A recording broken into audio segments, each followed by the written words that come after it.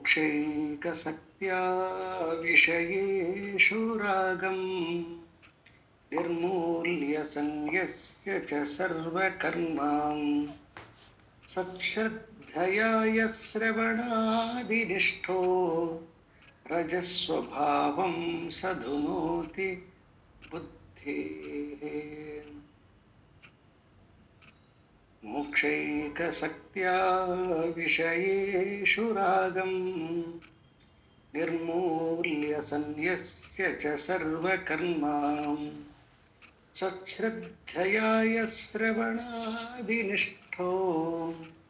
रजस्वभावं सधुनोति बुद्धेः।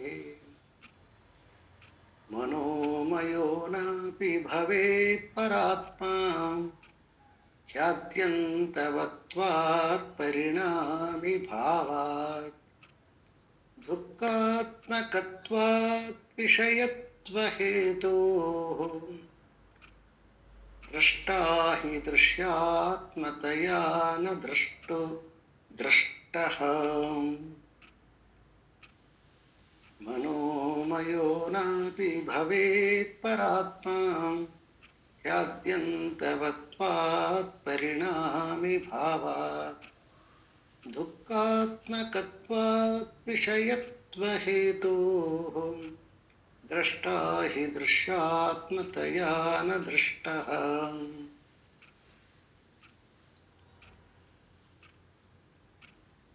ಆಚಾರ್ಯ ಶಂಕರರು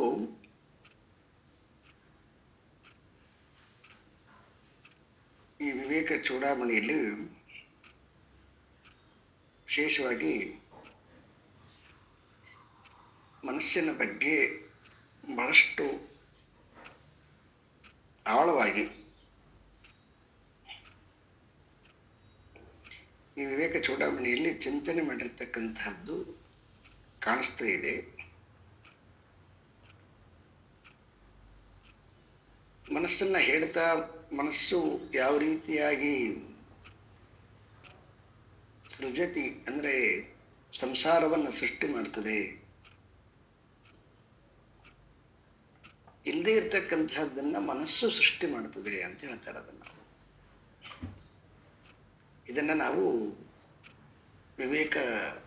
ಪಂಚದಶಿಯಲ್ಲಿ ದ್ವೈತ ಪ್ರಕರಣದಲ್ಲಿ ಜೀವಭಾವ ಅಂತ ಕರಿತೀವಿ. ಜೀವ ಸೃಷ್ಟಿ ಮತ್ತು ಈಶ್ವರ ಸೃಷ್ಟಿ ಅಂತಕ್ಕಂಥ ಎರಡು ಸೃಷ್ಟಿಗಳಂತ ಏನ್ ಕರಿತೀವಿ. ಈ ಜೀವ ಸೃಷ್ಟಿ ಅಂತಕ್ಕಂಥದ್ದು ಇದು ಮನೋಸೃಷ್ಟಿ, ಮನೋಕಲ್ಪಿತವಾಗಿರ್ತಕ್ಕಂಥದ್ದು, ದೇಶಕಾಲಕ್ಕೆ ಅನುಗುಣವಾಗಿ ಸೃಷ್ಟಿ ಮಾಡ್ತಕ್ಕಂಥದ್ದು ಮನಸ್ಸಿನ ಗುಣ. ಸೊ ಇಂತಹ ಮನಸ್ಸನ್ನ ಹೇಗೆ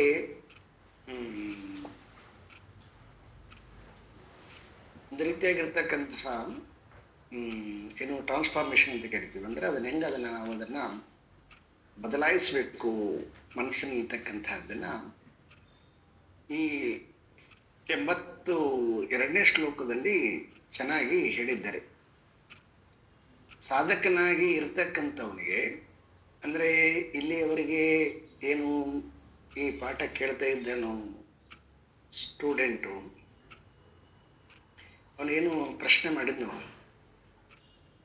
ಸೊ ಯಾವುದು ಅವಿದ್ಯೆ ಅಂತ ಕರೆದ್ನು. ಅಂತ ಅವಿದ್ಯೆಯನ್ನ ಅದು ಏನೆಲ್ಲ ಅನಾಹುತ ಮಾಡುತ್ತೆ ಅಂತಕ್ಕಂಥದ್ದನ್ನ 75ನೇ ಶ್ಲೋಕದಲ್ಲಿ ಏಷು ಮೂಢ ವಿಷಯೇಷು ಬದ್ಧ ರಾಗೋರುಪಾಶೇನ ಸುದುರ್ಧಮೇನ ಆಯಾಂತಿ ನಿರ್ಯಾಂತ್ಯದ ಊರ್ಧ್ವಮುಚ್ಚೈಃ ಸ್ವಕರ್ಮ ದೂತೇನ ಜವೇನ ನೀತಾಃ. ಸ್ವಕರ್ಮ ದೂತೇನ ಜವೇನ ನೀತಾಃ ಅಂದ್ರೆ ಈ ಮನಸ್ಸು ಸೃಷ್ಟಿ ಮಾಡಿರ್ತಕ್ಕಂತಹ ಏನು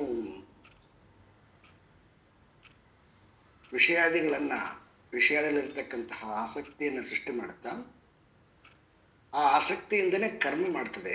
ಕರ್ಮ ಅಂದ್ರೆ ಕಾರ್ಯ ಮಾಡ್ತದೆ. ಆ ಕಾರ್ಯಕ್ಕೆ ತದನುಗುಣವಾಗಿರ್ತಕ್ಕಂತಹ ಫಲ ಇದೆ. ಆ ಫಲಕ್ಕೆ ಅನುಗುಣವಾಗಿ ನರಕದ ಕಡೆ ಮತ್ತು ಸ್ವರ್ಗದ ಕಡೆ ಈ ಮನಸ್ಸೇ ಕರ್ಕೊಂಡು ಹೋಗ್ತದೆ ಅಂತ. ಇಂತಹ ಸ್ವರ್ಗ ಮತ್ತು ನರಕದ ಕಡೆ ಕರ್ಕೊಂಡು ಹೋಗ್ತಕ್ಕಂತಹ ಮನಸ್ಸನ್ನ ಯಾವುದ್ರ ಕಡೆ ಟರ್ನ್ ಮಾಡಬೇಕು ಅಂತಕ್ಕಂಥದ್ದನ್ನ ಹೇಳಿದರೆ ಮೋಕ್ಷ ಏಕ ಅಸಕ್ತ್ಯ ಅಂತ ಕರೀತಾರ. ಅಂದ್ರೆ ಈ ಮನಸ್ಸನ್ನ ಏನ್ ಮಾಡ್ಬೇಕು, ಹೆಂಗ ಅದು ವಿಷಯಗಳಲ್ಲಿ ರಮಿಸ್ತಾ ಇದೆಯೋ, ವಿಷಯಗಳನ್ನ ಅರಸಿಕೊಂಡು ವಿಷಯಗಳನ್ನ ಬಯಸಿಕೊಂಡು ಕ್ರಿಯೇಟ್ ಮಾಡ್ತಾ ವಿಷಯಗಳಲ್ಲಿ ಮನಸ್ಸು ಮಗ್ನವಾಗಿದೆಯೋ ಅಂತಹ ಮನಸ್ಸನ್ನ ನಾವು ಮೋಕ್ಷದ ಕಡೆ ಆಸಕ್ತಿಯನ್ನ ತೋರಿಸ್ಬೇಕು. ಅಂದ್ರೆ ಅದಕ್ಕೆ ಮೋಕ್ಷದ ಕಡೆ ಆಸಕ್ತಿ ಬರುವ ಹಾಗೆ ಅದನ್ನ ಬದಲಾವಣೆ ಮಾಡಬೇಕು ಅಂತ. ವಿಷಯೇಷು ರಾಗಂ ನಿರ್ಮೂಲ್ಯ, ವಿಷಯೇಷು ರಾಗಂ ನಿರ್ಮೂಲ್ಯ ಅಂದ್ರೆ ಈ ವಿಷಯ ಅಂತಕ್ಕಂಥ, ವಿಷಯೇಷು ಅಂತಂದ್ರೆ ವಿಷಯಾದಿಗಳು ಬಹುವಚನ, ವಿಷಯೇಷು ವಿಷಯಾದಿಗಳು. ಆ ವಿಷಯಾದಿಗಳು ಅನೇಕ ರೀತಿಯಾಗಿರ್ತಕ್ಕಂತಹ ಆಸೆಗಳು. ರಾಗ ಅಂದ್ರೆ ಬಯಕೆ. ಅದು ಯಾವುದರಿಂದ ಬರ್ತಾವಂತಂದ್ರೆ ಅದಕ್ಕೆ ಮೂಲ ತಾಯಿ ಬೇರು ನನಗೆ ಬೇಕು ಅಂತಕ್ಕಂತಹದ್ದ ಏನೋ ಒಂದು ಡಿಸೈರ್ ಇದೆ ಅಲ್ವಾ, ಆ ಬಯಕೆಯಿಂದನೇ ಅನೇಕ ರೀತಿಯಾಗಿರ್ತಕ್ಕಂತಹ ಶಬ್ದ ಸ್ಪರ್ಶ ರಸರೂಪ ಗಂಧಗಳ ವಿಷಯಗಳನ್ನ ಸೃಷ್ಟಿ ಮಾಡ್ತಾ ಮನಸ್ಸು ಅದರಿಂದ ಓಡ್ತಾ ಇದೆ. ಅಂತಹ ವಿಷಯ ವಾಸನೆಗಳನ್ನ ಸೃಷ್ಟಿ ಮಾಡತಕ್ಕಂತಹ ಮಲೀನವಾಗಿರ್ತಕ್ಕಂತಹ ಮನಸ್ಸನ್ನ ಏನ್ ಮಾಡ್ಬೇಕಂದ್ರೆ ನಿರ್ಮೂಲ್ಯ ಅಂತಂದ್ರೆ ಅದನ್ನ ನಿರ್ಮಲ ಮಾಡಬೇಕು ಅಂತ. ಅದನ್ನ ಸ್ವಲ್ಪ ಶುದ್ಧಿ ಮಾಡ್ಬೇಕು. ಅದನ್ನ ಯಾವುದರಿಂದ ಶುದ್ಧಿ ಆಗುತ್ತದು? ಈ ಮೋಕ್ಷಕ್ಕೆ ಸಂಬಂಧಪಟ್ಟಿರ್ತಕ್ಕಂತಹ ಗ್ರಂಥಗಳನ್ನ ಕೇಳೋದರಿಂದ ನಿಧಾನವಾಗಿ ಮನಸ್ಸು ತನ್ನಿಂದ ತಾನೇ ಶುದ್ಧಿ ಆಗ್ತಾ ಬರ್ತದೆ.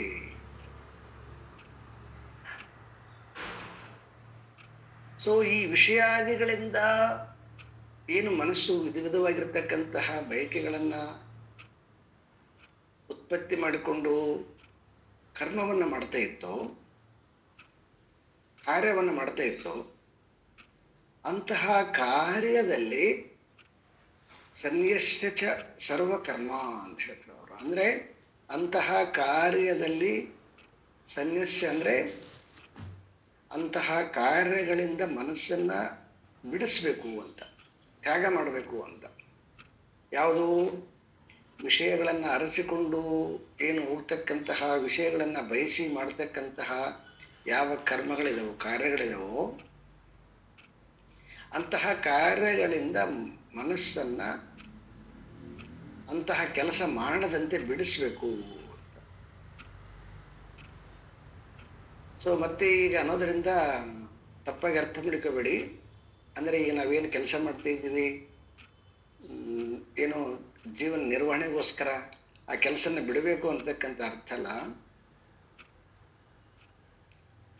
ಸೊ ಅದು ಕಾಮ್ಯಕರ್ಮ. ಕಾಮ್ಯಕರ್ಮ ಮಾಡೋದ್ರಿಂದ ತೊಂದರೆ ಅಲ್ಲ. ಆ ಕಾಮ್ಯಕರ್ಮದ ಜೊತೆಗೆ ನಿಷಿದ್ಧ ಕರ್ಮಗಳನ್ನ ಮಾಡುತ್ತಲ್ವಾ, ಅಂತಹ ನಿಷಿದ್ಧ ಕರ್ಮಗಳನ್ನ ತ್ಯಜಿಸ್ಬೇಕು. ಮತ್ತೆ ನಿಷಿದ್ಧ ಕರ್ಮಗಳ ಜೊತೆಗೆ ಅತಿಯಾದ ಕಾಮನೆಗಳನ್ನ ಮಾಡ್ಲಿಕ್ಕೆ ಹೋಗುತ್ತಲ್ಲ, ಅದನ್ನ ನಾವು ತ್ಯಜಿಸ್ಬೇಕಾಗತ್ತೆ. ಈಗ ಯಾವುದೋ ಒಂದು ಜಾಬ್ ಮಾಡ್ತಾ ಇದ್ದೀರಿ, ಸೊ ಜೀವನ ನಿರ್ವಹಣೆ ಸುಗಮವಾಗಿದೆ. ಆದರೆ ಇನ್ಯಾರಿಗೋ ನಿಮ್ಗಿಂತ ಹೆಚ್ಚು ಸ್ಯಾಲರಿನೋ ನಿಮ್ಗಿಂತ ಹೆಚ್ಚು ಪ್ರಮೋಷನ್ ಬಂತಂದ್ಗಳಿಗೆ ಅವಾಗ ನ್ಯಾಚುರಲ್ ಆಗಿ ಮನಸ್ಸು ವಿಕಾರಕ್ಕೊಳಗಾಗತ್ತ. ಮತ್ತೆ ಇನ್ನೇನಾದ್ರೂ ಮಾಡ್ಲಿಕ್ಕೆ ಹೋಗುತ್ತಾ. ಆ ರೀತಿಯಾಗಿರ್ತಕ್ಕಂತಹ ತಪ್ಪು ಕೆಲಸಗಳನ್ನು ಮಾಡ್ಲಿಕ್ಕೆ ಹೋಗ್ತಕ್ಕಂತಹ ಮನಸ್ಸನ್ನ ಹಿಂಪಡಿಬೇಕು. ಧರ್ಮಯುಕ್ತವಾದ ಕಾರ್ಯಗಳಿಂದ ಉತ್ತಮವಾಗಿರ್ತಕ್ಕಂಥದ್ದನ್ನ ಪಡ್ಕೊಳ್ಳೋದಿತ್ತಂದ್ರೆ ಅದೇನು ತೊಂದರೆ ಇಲ್ಲ, ಅದು ಡಿಸ್ಟರ್ಬ್ ಆಗಲ್ಲ. ಯಾರು ಕಷ್ಟಪಟ್ಟು ಓದಿ ಮಾರ್ಕ್ಸ್ ತಗೊಂಡಿರ್ತಾನ ಅವನಿಗೆ ಇಂಟರ್ವ್ಯೂಗೆ ಹೋದಾಗ ಹೆದರಿಕೆ ಆಗಲ್ಲ. ಯಾರಾದರೂ ಮತ್ತೆ ಚೀಟಿ ಮಾಡಿಬಿಟ್ಟು ಮಾರ್ಕ್ಸ್ ತಗೊಂಡಿರ್ತಿಲ್ಲ, ಅವನಿಗೆ ಇಂಟರ್ವ್ಯೂಗೆ ಹೋದಾಗ ಹೆದರಿಕೆ ಆಗುತ್ತೆ.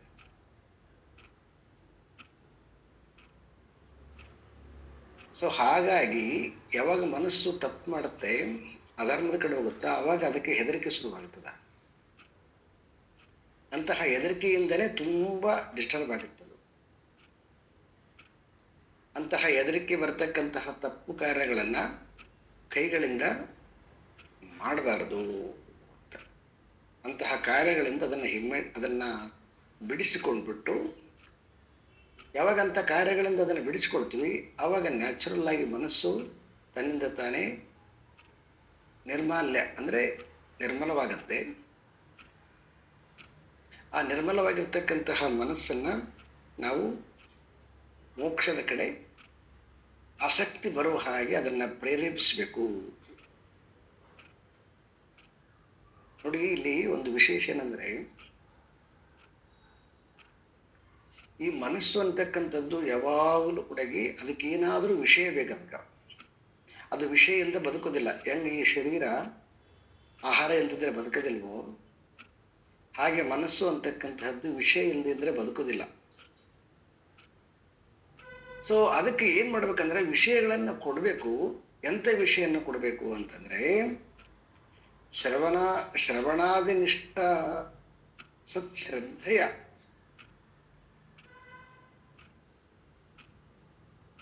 ಶ್ರದ್ಧೆಯಿಂದ ಸತ್ಶ್ರದ್ಧೆಯ ಯಹ ಶ್ರವಣಾದಿನಿಷ್ಠ,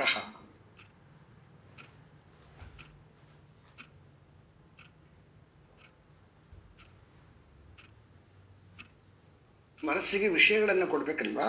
ಅದಕ್ಕೆ ಎಂತ ವಿಷಯಗಳನ್ನು ಕೊಡ್ಬೇಕು ಅಂತಂದ್ರೆ, ಈ ಶಾಸ್ತ್ರದ ಶ್ರವಣ ಅಂತಕ್ಕಂತಹ ವಿಷಯವನ್ನ ಕೊಡ್ಬೇಕು ಅದಕ್ಕ. ಆದರೆ ಕೊಡೋದ್ರ ಜೊತೆಗೆ ಅಲ್ಲಿ ಶಂಕರ ಹೇಳ್ತಕ್ಕಂಥದ್ದು ಅಂದ್ರೆ, ಶ್ರದ್ಧೆಯಿಂದ ಶ್ರವಣಾದಿಗಳ ಚಿಂತನೆಯನ್ನ ಮಾಡತಕ್ಕಂತಹ ರೀತಿಯನ್ನ ಮನಸ್ಸಿಗೆ ಕಲಿಸ್ಬೇಕು. ಯಾಕಿಲ್ಲಿ ಶ್ರದ್ಧೆ ಹಾಕಿದ್ದಾರೆ ಅಂತಂದ್ರೆ, ಅದು ಮನಸ್ಸು ಇದೆ ಅಲ್ವಾ, ಅದು ಯಾವಾಗಲೂ ಕೂಡ ತುಂಬಾ ವಾಸ್ತವಿಕವಾಗಿರ್ತಕ್ಕಂಥದ್ದು. ಅದು ಫಲ ಇದ್ದಾಗ ಮಾತ್ರ ಸೊ ಆಕ್ಟಿವ್ ಆಗಿರುತ್ತೆ. ಫಲ ಇಲ್ಲ ಅಂತಂದ್ರೆ ಆಕ್ಟಿವ್ ಆಗಲ್ಲ. ಸಂಸಾರದಲ್ಲಿ ಅದಕ್ಕೆ ಆಲ್ರೆಡಿ ಅದರದ್ದು ಫಲದ್ದು ರುಚಿ ಗೊತ್ತಿರೋದ್ರಿಂದ ನ್ಯಾಚುರಲ್ ಆಗಿ ಅದು ಅದರಲ್ಲಿ ಆಸಕ್ತಿಯನ್ನ ಹೊಂದುತ್ತೆ ವಿಷಯಾದಿಗಳಲ್ಲಿ. ಆದರೆ ಶ್ರವಣಗಳಲ್ಲಿ ಆ ರೀತಿಯಾಗಿರ್ತಕ್ಕಂತಹ ನೇರ ಫಲ ಇಲ್ಲದೆ ಇರೋದ್ರಿಂದ, ಪ್ರತ್ಯಕ್ಷ ಫಲ ಇಲ್ಲದೆ ಇರೋದ್ರಿಂದ, ಯಾಕಂತಂದ್ರೆ ಇದಕ್ಕೆ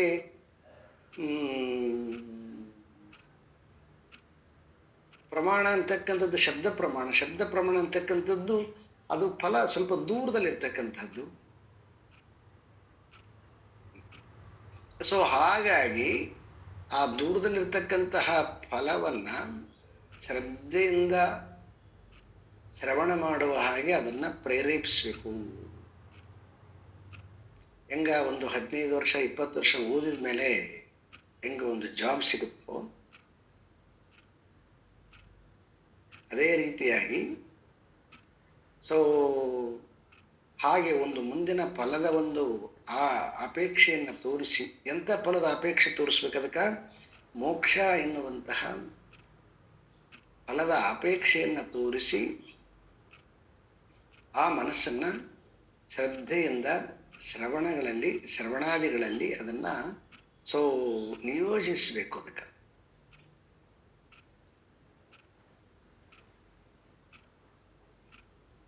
ಸೊ ಇಷ್ಟು ಮಾಡಿದ್ಮೇಲೆ ಅಲ್ಲಿಗೆ ಅದು ಮನಸ್ಸು ಸುಮ್ಮನೆ ಆಗುತ್ತಾ ಅಂತಂದ್ರೆ ಇಲ್ಲ, ಸುಮ್ಮನೆ ಆಗೋದಿಲ್ಲ. ಯಾಕೆ ಅಂತಂದ್ರೆ ರಜಸ್ವಭಾವಂ ಸ ಧುನೋತಿ ಬುದ್ಧೇ.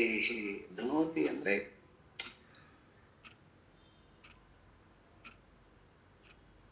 ಈ ಬುದ್ಧಿವಂತನಾಗಿರ್ತಕ್ಕಂಥವನು ರಜೋಗುಣವನ್ನ ನಾಶ ಮಾಡಬೇಕು ಅಂತ ಹೇಳ್ತಾರೆ. ಇದು ತುಂಬಾ ಸೊಗಸಾಗಿರ್ತಕ್ಕಂಥ ಪಾಯಿಂಟ್ ಇದು.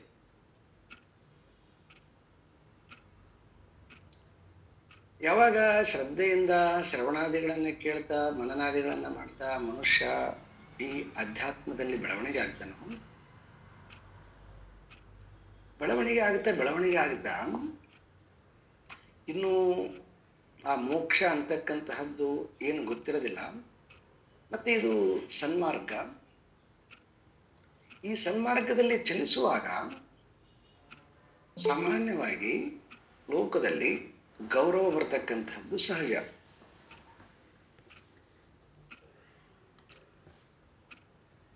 ಅವನನ್ನ ಗೌರವಿಸುವಂತಹದ್ದು, ಸತ್ಕಾರ ಮಾಡ್ತಕ್ಕಂಥದ್ದು, ಅವನಿಗೆ ರೆಸ್ಪೆಕ್ಟ್ ಕೊಡ್ತಕ್ಕಂಥದ್ದು.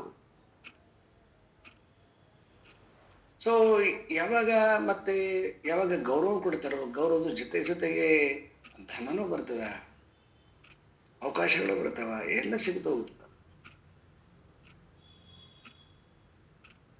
ಸೊ ಅವಾಗ ಏನಾಗುತ್ತೆ ನ್ಯಾಚುರಲ್ ಆಗಿ ಅಂತಂದ್ರೆ, ಇದೇ ನಿಜವಾಗಿರ್ತಕ್ಕಂತಹದ್ದು, ಇದೇ ಸರಿಯಾದದ್ದು, ಇದನ್ನ ಇದೇ ಮೋಕ್ಷ ಅಂತಂದ್ರೆ ಅದರ ಅರ್ಥ ಏನಂತಂದ್ರೆ, ಈ ರೀತಿಯಾಗಿರ್ತಕ್ಕಂತಹ ಧರ್ಮಯುಕ್ತವಾದ ಸತ್ಕಾರಗಳನ್ನ ಏನು ಕೊಡ್ತಾ ಇದ್ದರೂ ಇದೇ ನಿಜವಾಗಿರ್ತಕ್ಕಂಥದ್ದು ಅನ್ನುವಂತಹ ಅವನಿಗೆ ಭಾವನೆ ಬರಕ್ ಶುರುವಾಗಿ ಮತ್ತೆ ಅದರಲ್ಲಿ ಹೆಚ್ಚು ಪ್ರಗತಿಯನ್ನ ಪಡಿಬೇಕು ಅಂತ. ಪ್ರಗತಿ ಅಂದ್ರೆ ನಿಧಿಧ್ಯಾಸನದ ಕಡೆ ಹೋಗಲ್ಲ ಮನಸ್ಸು, ವೈಭವೀಕರಿಸೋದ್ರ ಕಡೆಗೆ ಬಂದ್ಬಿಡ್ತದೆ ಮನಸ್ಸು.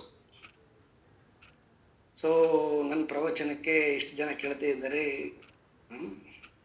ಇಷ್ಟು ಜನ ನನ್ನ ಫಾಲೋವರ್ಸ್ ಇದ್ದಾರೆ, ಇಷ್ಟು ಕಡೆ ನನ್ನ ಸೆಂಟರ್ಗಳಿವೆ,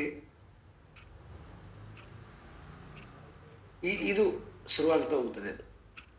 ಇದು ಯಾರ ಗುಣ ಅಂತಂದ್ರೆ ಇದು ರಜೋಗುಣ ಅಂತ. ರಜೋಗುಣ ಅಂದ್ರೆ ಸಾತ್ವಿಕ ರಜೋಗುಣ ಅಂತ ಕರೀತಾರೆ ಇದನ್ನ. ತಾಮಸಿಕ ರಾಜಸಿಕ ರಜೋಗುಣ ಅಲ್ಲ, ಸಾತ್ವಿಕ ರಜೋಗುಣ. ಈ ರಜೋಗುಣ ಕೂಡ ಏನ್ ಮಾಡುತ್ತೆ ಅಂತಂದ್ರೆ ಅವನ ತೀವ್ರತೆಯನ್ನ, ಅಂದ್ರೆ ಮೋಕ್ಷದ ಕಡೆ ಇರ್ತಕ್ಕಂತಹ ಅಪೇಕ್ಷೆಯ ತೀವ್ರತೆಯನ್ನ ಕಡಿಮೆ ಮಾಡಿಬಿಡ್ತದ, ಅಲ್ಲೇ ಶಟ್ಲ್ ಆಗಿಬಿಡ್ತದ.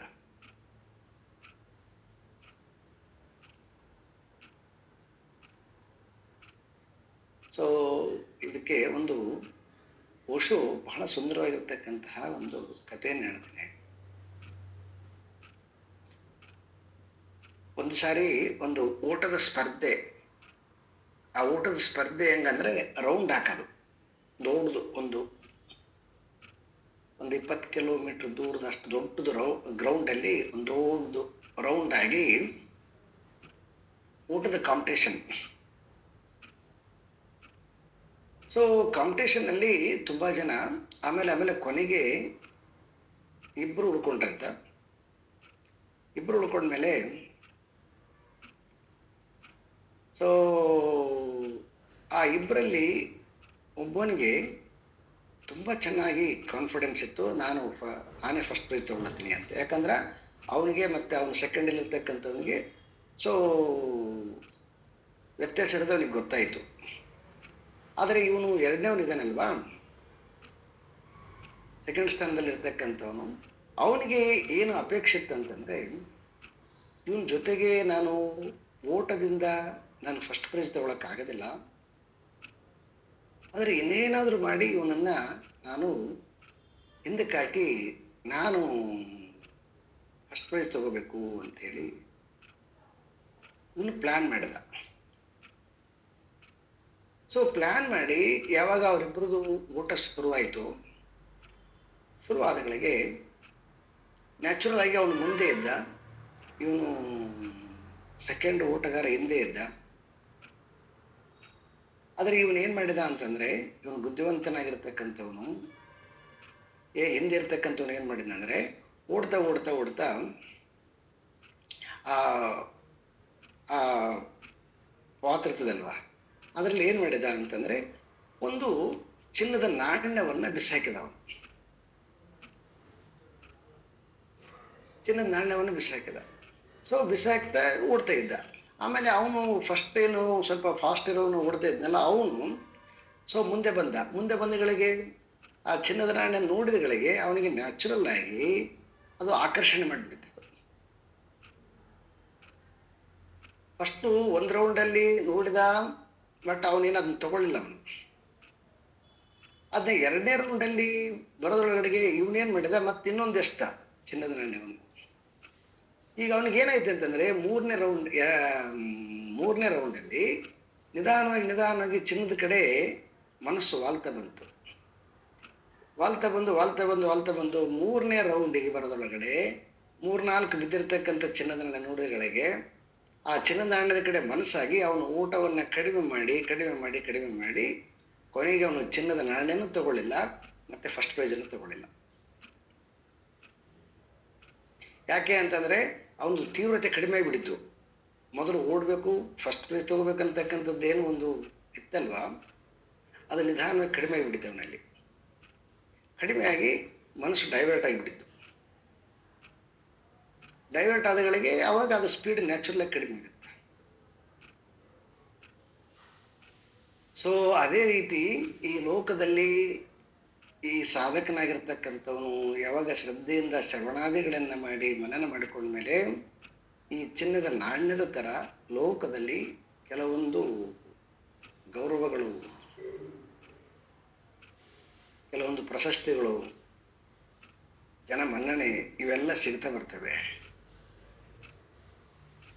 ಈ ಎಲ್ಲ ಸಿಗದೆ ಬರ್ತಕ್ಕಂತಹ ಈ ಕಡೆಗೆ ಅವನು ಯಾವಾಗ ಮನಸ್ಸು ವಾಲಿ ಬಿಡ್ತದೆ, ಅವಾಗ ಅವನ ಸ್ಪೀಡ್ ಏನಾಗುತ್ತೆ, ಕಡಿಮೆ ಆಗಿಬಿಡ್ತದೆ.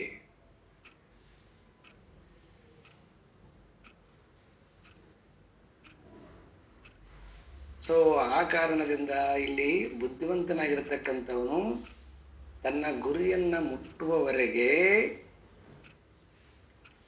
ಈ ಸತ್ಕಾರ್ಯವನ್ನ ಮಾಡ್ತಾ ಧರ್ಮಯುಕ್ತವಾದ ಜೀವನವನ್ನ ಮಾಡ್ತಾ ಅದಕ್ಕೆ ಅನುಗುಣವಾಗಿರ್ತಕ್ಕಂತಹ ಲೋಕದಲ್ಲಿ ಅದನ್ನ ತದನುಗುಣವಾಗಿರ್ತಕ್ಕಂತಹ ಈ ಎಲ್ಲ ಗೌರವ ಆಧಾರಗಳು ಯಾವಾಗ ಬರಕ್ ಶುರುವಾಗುತ್ತವ, ಬುದ್ಧಿವಂತನಾಗಿರ್ತಕ್ಕಂಥವ್ನು ಏನ್ ಮಾಡ್ಬೇಕಂದ್ರೆ ಅವನನ್ನ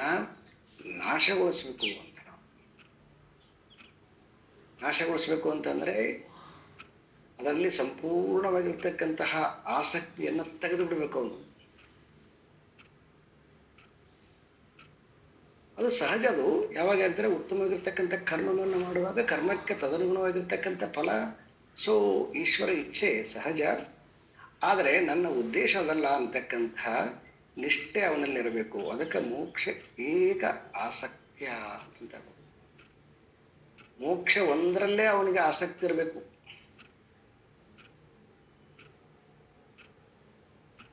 ಸೊ ನಿಧಾನವಾಗಿ ಇಲ್ಲಿ ಶಂಕರರು ಈ ಮನಸ್ಸಿನ ಮೇಲೆ ಹೇಗೆ ಪ್ರಭುತ್ವವನ್ನ ಪಡಿಬೇಕು ಅಂತಕ್ಕಂತಹದ್ದನ್ನ ಈ ಶ್ಲೋಕದಲ್ಲಿ ಬಹಳ ಅದ್ಭುತವಾಗಿ ಹೇಳಿದ್ದಾರೆ. ಈಗ ಇಷ್ಟರವರೆಗೆ ಮನೋಮಯ ಕೋಶದ ಎಲ್ಲವನ್ನ ಹೇಳಿ, ಆದರೆ ತುಂಬಾ ಜನ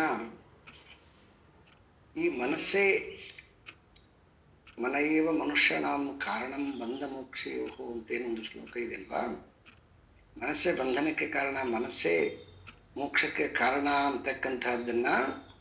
ಆದ್ರೆ ಕೆಲವೊಬ್ರು ಏನ್ ಮಾಡ್ತಾ ಇದ್ದಾರೆ ಅಂತಂದ್ರೆ ಈ ಮನಸ್ಸೇ ಆತ್ಮ ಅಂತ ತಿಳ್ಕೊಳ್ತಾರೆ, ಮನಸ್ಸು ಆತ್ಮವಲ್ಲ ಅಂತಕ್ಕಂಥದ್ದನ್ನ ಈ 183ನೇ ಶ್ಲೋಕದಲ್ಲಿ ಬಹಳ ಬ್ಯೂಟಿಫುಲ್ ಆಗಿ ಕತ್ತರಿಸಿ ಹಾಕ್ಬಿಟ್ಟಿದ್ದಾರೆ.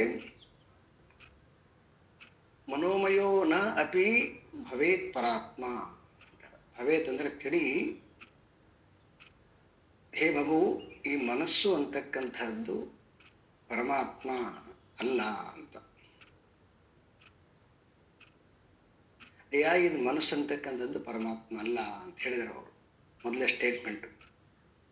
ಈಗ ಅದಕ್ಕೆ ಅವರು ಕಾರಣ ಕೊಡ್ತಿದ್ದಾರೆ. ಏನಂತಾರೆ, ಏನ್ ಕಾರಣ ಕೊಡ್ತಿದ್ದಾರೆ, ಇದರಲ್ಲಿ ಏನದ ಇದರಲ್ಲಿ ಅಂತಂದ್ರೆ, ಈ ಆದಿ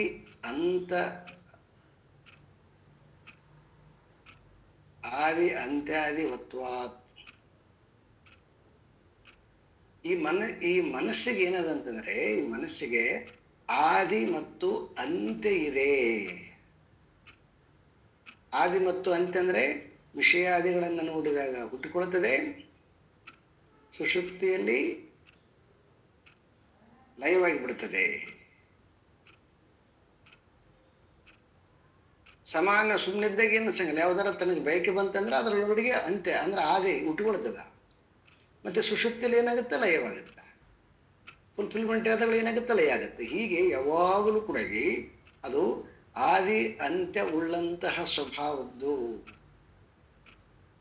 ಯಾವುದಕ್ಕೆ ಆದಿ ಮತ್ತು ಅಂತ್ಯ ಇದೆಯೋ ಅದು ಆತ್ಮನಾಗಲಾರ.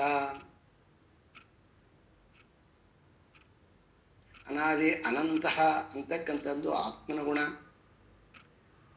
ಆದರೆ ಇದಕ್ಕೆ ಆದಿ ಇದೆ ಮತ್ತು ಅಂತ್ಯ ಇದೆ. ಮತ್ತೆ ಇನ್ನೊಂದು ಹೇಳ್ತಾ ಇದ್ದಾರೆ, ಪರಿಣಾಮಿ ಭಾವ ಅಂತಂದ್ರೆ ಇದು ನಿರಂತರವಾಗಿ ಪರಿಣಾಮ ಅಂದ್ರೆ ಬದಲಾವಣೆಯನ್ನು ಹೊಂದುತ್ತಾ ಇರ್ತದೆ. ತನಗಿಷ್ಟ ಆಗಿರ್ತಕ್ಕಂಥ ಸುಖ ಅನುಭವಿಸೋದು, ತನಗೆ ಕಷ್ಟ ಅನಿಸ್ತಕ್ಕಂಥ ದುಃಖ ಅನುಭವಿಸೋದು, ಹೀಗೆ ಅನೇಕ ರೀತಿಯಾಗಿರ್ತಕ್ಕಂತಹ ಪರಿಣಾಮ ಅಂದ್ರೆ ಬದಲಾವಣೆಯನ್ನು ಹೊಂದತಕ್ಕಂಥದ್ದು ಸ್ವಭಾವ ಇದೆ. ಹಾಗಾಗಿ ಇದು ಆತ್ಮನಾಗೋದಿಲ್ಲ. ಆದಿ ಅಂತ್ಯ ಉಳ್ಳಂತಹದ್ದು ಮೊದಲನೇ ಕ್ವಾಲಿಟಿ, ಮತ್ತೆ ಆಮೇಲೆ ಪರಿಣಾಮ ಹೊಂದತಕ್ಕಂಥದ್ದು ಎರಡನೇ ಕ್ವಾಲಿಟಿ. ಮತ್ತೆ ಮೂರನೇದು ಏನಂತಂದ್ರೆ ದುಃಖಾತ್ಮಕತ್ವಾತ್, ಅಂದ್ರೆ ಇದು ದುಃಖವನ್ನು ತಂದು ಕೊಡುತ್ತದೆ. ಕೊನೆಗೆ ಅಲ್ಟಿಮೇಟಲ್ಲಿ ಕೊನೆಗೆ ಬಂದಾಗ ಕೊನೆಗೆ ಉಳ್ಕೊಳ್ತಕ್ಕಂಥ ದುಃಖನೇ ಉಳ್ಕೊಳ್ತದೆ.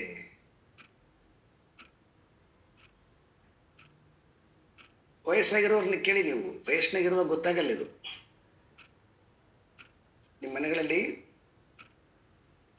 70-80 ವರ್ಷ ಆಗಿರ್ತಕ್ಕಂಥವ್ರನ್ನ ಕೇಳಿ,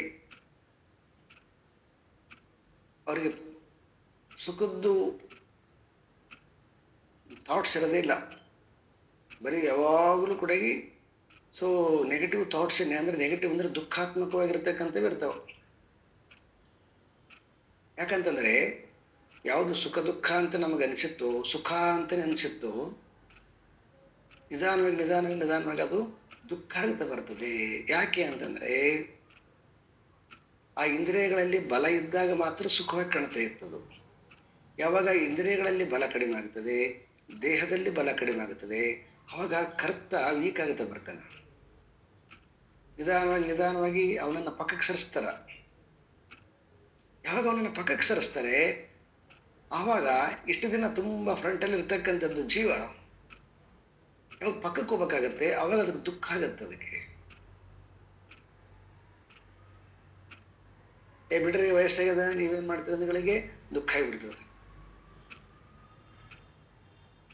ಮತ್ತೆ ಏನಾದ್ರೂ ಚೆನ್ನಾಗಿ ಅವರು ಒಂದಿಷ್ಟು ಡ್ರೆಸ್ ಮಾಡಿಕೊಂಡ್ರೆ ನಿಮ್ಗೆ ಈ ವಯಸ್ಸಿನಾಗ ಬೇಕಿತ್ತನ್ರಿ ಅಂದಗಳಿಗೆ ದುಃಖ ಆಗುತ್ತೆ. ಯಾಕ್ರಿ ಇಷ್ಟೊಂದು ಕಷ್ಟಪಡ್ತೀರಿ ಅಂತ ಹೇಳಿದಾಗಲೂ ಕೂಡ ದುಃಖ. ಹೀಗೆ ಯಾವಾಗಲೂ ಕೂಡ ಯಾವಾಗ ಏಜ್ ಆಗುತ್ತಾ ಬರ್ತದೆ, ಯಾವುದನ್ನ ಪ್ರೋತ್ಸಾಹ ಮಾಡ್ತಿದ್ರು ವಯಸ್ಸಿನಲ್ಲಿ, ಈಗ ಏಜ್ ಆಗ್ತಾ ಆ ಪ್ರೋತ್ಸಾಹ ಕಡಿಮೆ ಆಗಿ ಜಾಗದಲ್ಲಿ ಉಪೇಕ್ಷೆಯನ್ನು ಮಾಡಕ್ ಶುರು ಮಾಡ್ತಾರೆ, ತಾತ್ಸಾರ ಮಾಡ್ಲಿಕ್ಕೆ ಶುರು ಮಾಡ್ತಾರೆ.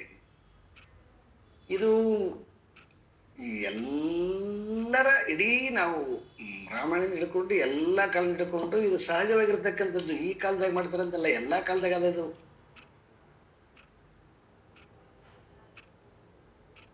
ನ್ಯಾಚುರಲ್. ಅದು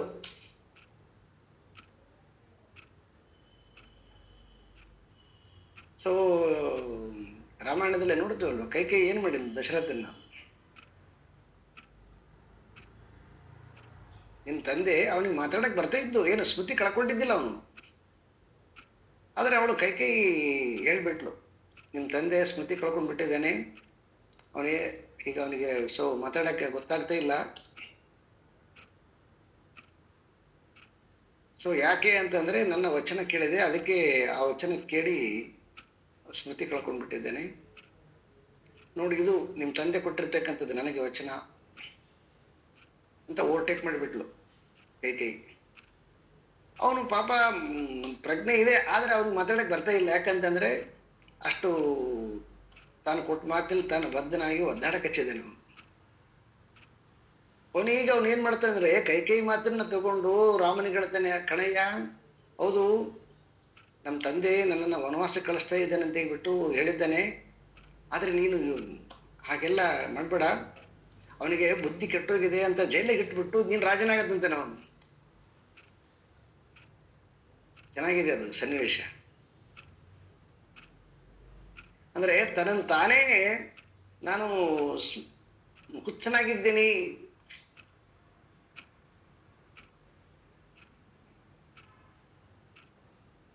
ಸೊ ಹಾಗಾಗಿ ಈ ಈ ಕಾಲದಲ್ಲಿ ಮಾತ್ರ ಅಗೌರವ ಪೇರೆಂಟ್ಸಿಗಂತಿಲ್ಲ, ಎಲ್ಲ ಕಾಲದಲ್ಲಿ ಕೂಡ ಅದು ಸಹಜವಾಗಿರ್ತಕ್ಕಂಥದ್ದು. ಯಾವಾಗ, ಯಾಕಂದ್ರೆ ನಾವು ಯಾವಾಗಲೂ ಕೂಡ ವಯಸ್ಸಿನಲ್ಲಿ ದೇಹದಿಂದ, ಇಂದ್ರಿಯಗಳಿಂದ, ಮನಸ್ಸಿನಿಂದ ಬಲಿಷ್ಠರಾಗಿರ್ತೀವಿ.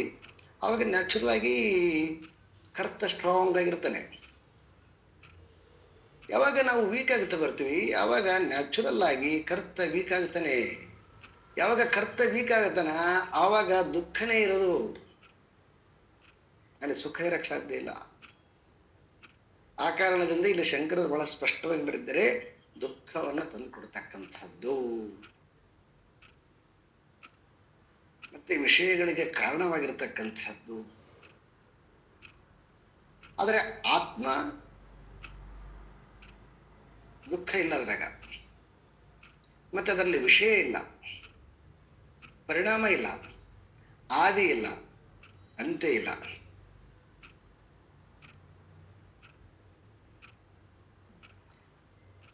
ಮತ್ತೆ ಇನ್ನೊಂದು ಕ್ವಾಲಿಟಿ ಹೇಳ್ತಿದ್ರೆ, ದ್ರಷ್ಟಾಹಿ ದೃಶ್ಯ ಆತ್ಮತೆಯನ ದ್ರಷ್ಟ ಅಂತಂದ್ರೆ ಅವರು. ಆದ್ರೆ ಈ ಮನಸ್ಸು ಅಂತಕ್ಕಂಥದ್ದು ಏನ್ ಮಾಡುತ್ತಂದ್ರೆ, ಶಬ್ದ ಸ್ಪರ್ಶ ರಸ ರೂಪಗಳನ್ನ ಒಂದು ಆಕಾರವಾಗಿ ಮಾಡಿಕೊಂಡು ಆಕಾರವನ್ನ ತಂದುಕೊಡ್ತದ.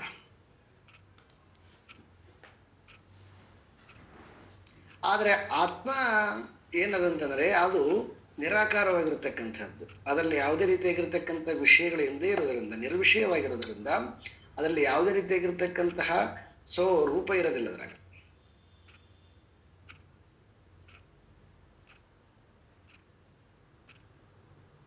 ಸೊ ಆ ಕಾರಣದಿಂದ ಇಲ್ಲಿ ಇಷ್ಟು ಆದಿ, ಅಂತ, ಪರಿಣಾಮ, ದುಃಖ, ವಿಷಯ ಮತ್ತು ರೂಪ, ಇಷ್ಟು ಸಂಗತಿಗಳನ್ನ ತೆಗೆದುಕೊಂಡು ಇಷ್ಟು ಸಂಗತಿಗಳನ್ನ ವಿವರಿಸಿ ಶಂಕರರು ನಿರ್ಣಯಕ್ಕೆ ಬರ್ತಾರೆ. ಇದಕ್ಕೆಲ್ಲನೂ ಕೂಡ ಅತೀತವಾಗಿರ್ತಕ್ಕಂಥದ್ದು, ಆದಿ ಅಂತ್ಯಕ್ಕೆ ಅತೀತವಾಗಿರ್ತಕ್ಕಂಥದ್ದು, ಅನಾದಿ ಅನಂತವಾಗಿರ್ತಕ್ಕಂಥದ್ದು ಆತ್ಮ. ಮತ್ತೆ ಇದು ಮನಸ್ಸು ಪರಿಣಾಮವನ್ನು ಹೊಂದುತ್ತದೆ, ಆದರೆ ಆತ್ಮ ಯಾವುದೇ ರೀತಿಯಾಗಿರ್ತಕ್ಕಂತಹ ಪರಿಣಾಮವನ್ನು ಹೊಂದೋದಿಲ್ಲ. ವಿಕಾರ ಅಂತಕ್ಕಂಥದ್ದು ಮೊದಲೇ ಇಲ್ಲ ಅದರಲ್ಲಿ. ಮತ್ತೆ ಅದು ಯಾವಾಗಲೂ ಆನಂದವಾಗಿರ್ತಕ್ಕಂಥದ್ದು, ಹಾಗಾಗಿ ಅದು ದುಃಖ ಅಂತೂ ಮೊದಲೇ ಇಲ್ಲ ಅದರಲ್ಲಿ. ಮತ್ತೆ ವಿಷಯಾದಿಗಳಿಂದ ಅದೇನು ಸಂಗ್ರಹಿಸೋದು ಬೇಕಾಗಿಲ್ಲ. ಸೊ ಹಾಗಾಗಿ ಅದಕ್ಕೆ, ಯಾಕಂದ್ರೆ ಅದು ಆನಂದವಾಗಿರೋದ್ರಿಂದ ಯಾವ ವಿಷಯನ ಅರಿಸ್ಕೊಂಡು ಹೋಗುತ್ತದು. ಹಾಗಾಗಿ ಅದಕ್ಕೆ ಯಾವುದೇ ರೀತಿಯಾಗಿರ್ತಕ್ಕಂಥ ವಿಷಯಗಳ ಸಂಘ ಇಲ್ಲ, ಮತ್ತೆ ಯಾವುದೇ ರೀತಿಯಾಗಿರ್ತಕ್ಕಂತಹ ರೂಪಗಳ ಸಂಘ ಇಲ್ಲ. ಆ ಕಾರಣದಿಂದ ಇಷ್ಟು ಕ್ವಾಲಿಟಿಗಳಿರ್ತಕ್ಕಂಥದ್ದು ಮನಸ್ಸು, ಈ ಎಲ್ಲ ಕ್ವಾಲಿಟಿಗಳಿಗೆ ಅತೀತವಾಗಿರ್ತಕ್ಕಂಥದ್ದು ಆತ್ಮ. ಹಾಗಾಗಿ ಈ ಮನಸ್ಸು ಆತ್ಮನಾಗಲಾರದು.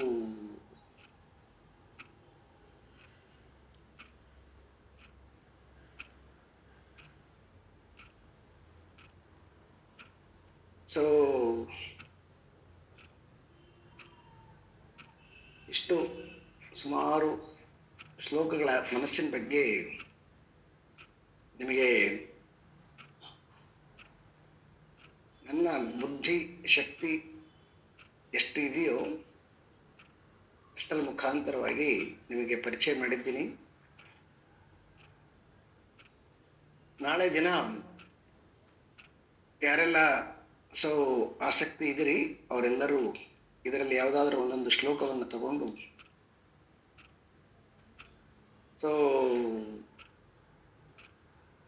ಒಂದೆರಡು ನಿಮಿಷ, 3 ನಿಮಿಷ, ಸಾಧ್ಯವಾದರೆ 5 ನಿಮಿಷ ಮಾತನಾಡಿ. ಇನ್ನು ಕೆಲವೊಬ್ಬರು ಆಸಕ್ತಿ ಇರೋರು ಶ್ಲೋಕಗಳನ್ನ ಚೆನ್ನಾಗಿ ಹೇಳಲಿಕ್ಕೆ ಪ್ರಯತ್ನ ಮಾಡಿ. ಇಲ್ಲ ಅದು ಶ್ಲೋಕದ ಬಗ್ಗೆ ಹೇಳಕ್ಕೂ ಬರ್ತಾ ಇಲ್ಲ, ಶ್ಲೋಕನೂ ಹೇಳಕ್ ಬರ್ತಾ ಇಲ್ಲ ಅಂತಂದ್ರೆ, ಈ ಮನೋಮಯ ಕೋಶದಿಂದ ಆಗಿರ್ತಕ್ಕಂತಹ ಏನು ನಿಮಗೆ ಒಂದಿಷ್ಟು ತಿಳುವಳಿಕೆ ಬಂದಿದೆ, ಅಟ್ಲೀಸ್ಟ್ ಅದರದಾದ್ರೂ ಒಂದು 2-3 ವಿಷಯಗಳನ್ನು ಹಂಚಿಕೊಂಡೆ ಅಂತಂದ್ರೆ, ನೆಕ್ಸ್ಟ್ ಅದನ್ನು ಮುಗಿಸಿ ನಾವು ವಿಜ್ಞಾನಮಯ ಕೋಶಕ್ಕೆ ಹೋಗ್ಬೋದು. ಓಂ ಪೂರ್ಣಮದ ಪೂರ್ಣಮಿದಂ ಪೂರ್ಣಾತ್ ಪೂರ್ಣಮುದಚ್ಯತೆ ಪೂರ್ಣಸ್ಯ ಪೂರ್ಣಮಾದಾಯ ಪೂರ್ಣಮೇವಾವಶಿಷ್ಯತೆ. ಓಂ ಶಾಂತಿ ಶಾಂತಿ ಶಾಂತಿ. ಹರಿ ಓಂ. ಶ್ರೀ ಗುರುಭ್ಯೋ ನಮಃ. ಹರಿ ಓಂ.